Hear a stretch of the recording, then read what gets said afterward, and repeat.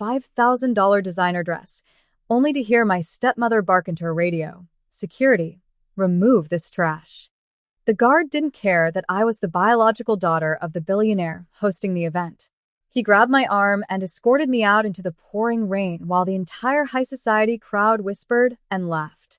My stepmother stood at the top of the grand staircase, raising her champagne glass to toast her victory.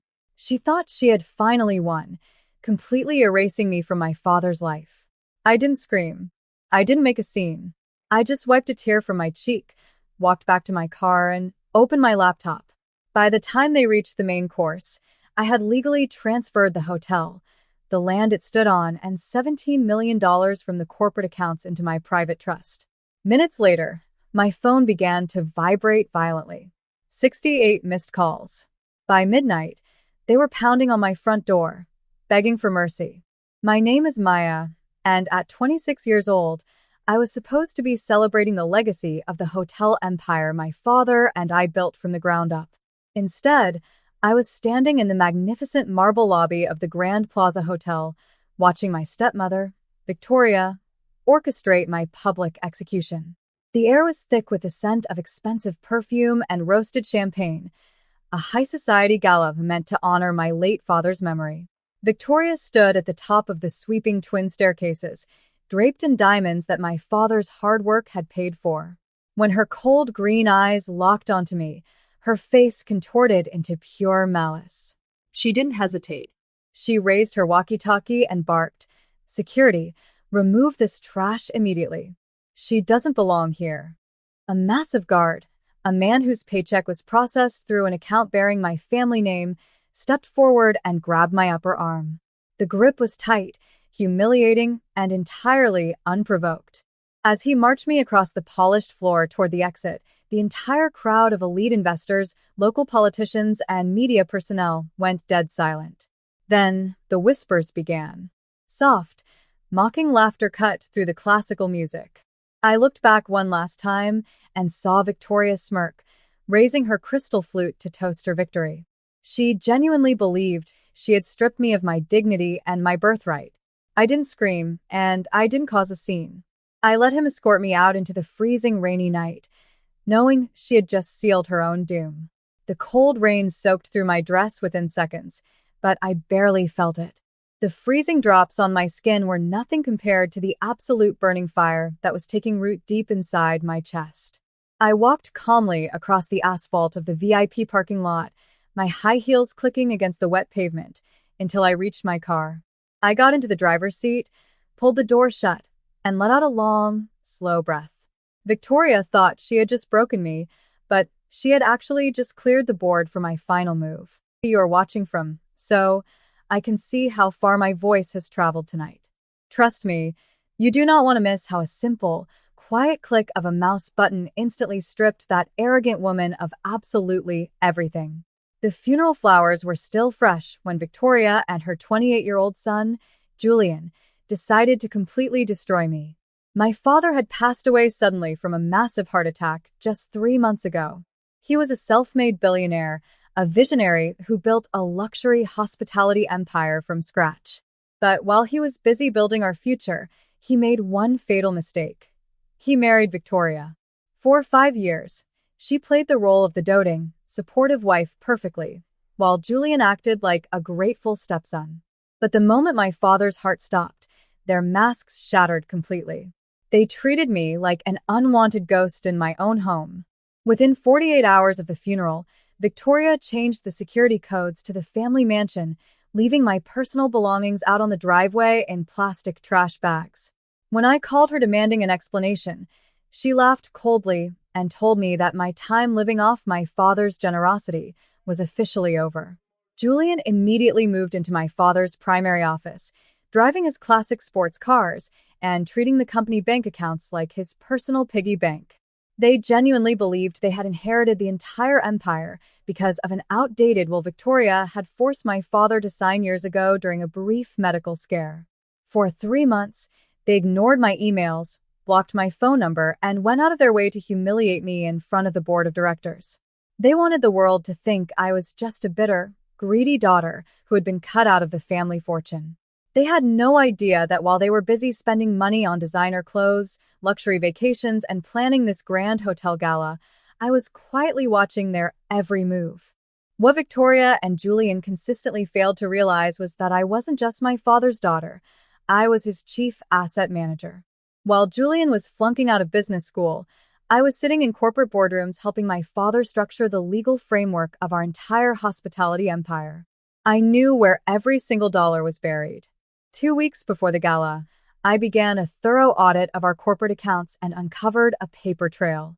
Victoria and Julian had been systematically embezzling company funds, transferring over $2 million into offshore accounts to pay off Julian's massive, hidden day trading debts. They were actively bleeding my father's legacy dry, thinking no one was smart enough to catch them. But their arrogance blinded them to the ultimate trap. 6 months before his sudden passing, my father had grown deeply suspicious of Victoria's sudden interest in his financial planning. He called me into his private study late one night and handed me a thick, manila folder. Together, we quietly established an ironclad, irrevocable master trust agreement. The terms were absolute, airtight, and completely irreversible.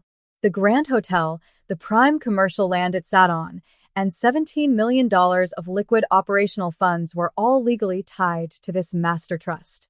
The most beautiful part? The trust dictated that if any corporate executive or family member was caught committing financial fraud or acting against the direct stability of the company, full ownership and absolute executive control would immediately revert back to the sole trustee. And that trustee was me. My father signed those papers with a knowing smile, ensuring that his true legacy would always remain protected. Victoria and Julian thought they were playing a high-stakes game of chess against a grieving, defenseless girl. They had absolutely no clue that they had already walked directly into a legal checkmate. I sat in the dark interior of my car, the dashboard lighting up my face as the rain hammered against the windshield. I opened my laptop, connected to the hotel's secure server, and pulled up the master trust activation portal. My hands didn't shake. I pulled up the forensic audit reports proving Victoria and Julian's embezzlement and attached them to the legal execution file. With a single, quiet click of my mouse, I sent the paperwork directly to our corporate bank's emergency legal team. The trap was sprung.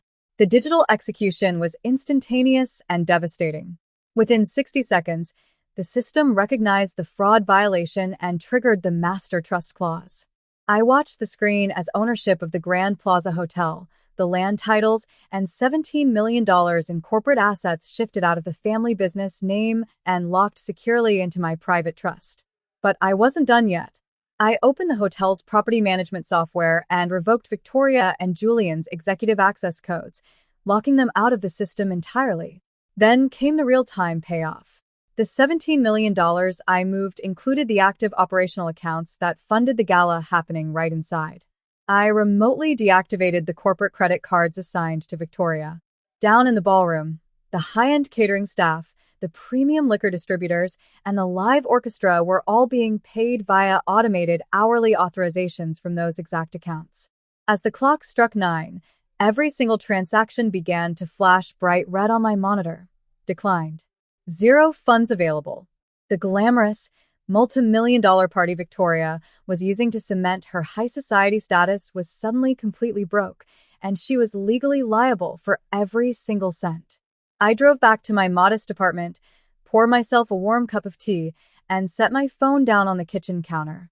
It didn't take long for the silence to shatter. Exactly 45 minutes after I initiated the lockdown, the screen lit up. It was Julian. I didn't answer. A minute later, Victoria's name flashed across the display. I watched the phone vibrate against the marble counter, completely unfazed. Over the next 2 hours, the alerts came in a relentless wave. Missed calls, frantic voicemails, and increasingly unhinged text messages. By 11 o'clock, the count hit exactly 68 missed calls. The messages changed from arrogant demands to absolute, unadulterated panic. The corporate bank had frozen their personal lines of credit alongside the business accounts. The catering manager at the gala had halted food service mid-meal, and the orchestra had packed up their instruments and walked out in front of all their high society guests. Victoria was left standing in a silent ballroom, facing a massive bill she couldn't pay. At midnight, the quiet of my apartment complex was broken by the sound of heavy, desperate pounding on my front door. I unlocked it and swung it open to find Victoria and Julian standing in the hallway. The pouring rain had completely ruined Victoria's expensive hair, and her designer dress was soaked through. Julian looked physically ill, his hands shaking at his sides. "What did you do?" Victoria shrieked, her voice cracking with rage. "Our cards are declined. The bank says we don't own the property anymore. Fix this right now." I leaned against the doorframe, looked them both dead in the eyes, and smiled. "I didn't do anything, Victoria. You did when you called security on the owner of the building. They didn't have a single move left." Victoria threatened to sue, but when James Mitchell sent over the embezzlement evidence the next morning, her lawyers told her to stay quiet or face 20 years in prison. Within a month, Julian was forced to sell his luxury sports cars just to cover the unpaid Gala expenses. Victoria lost her high society standing overnight, eventually moving back to her small hometown to live off a meager retail salary. Meanwhile, I rebranded the Grand Plaza Hotel, dedicating a major portion of its profits to local charities that help victims of domestic and financial abuse. My father's true legacy is finally safe, and I am finally at peace here in Carmel. What would you comment your thoughts below? Thank you for watching until the very end, and make sure to click on the stories on your screen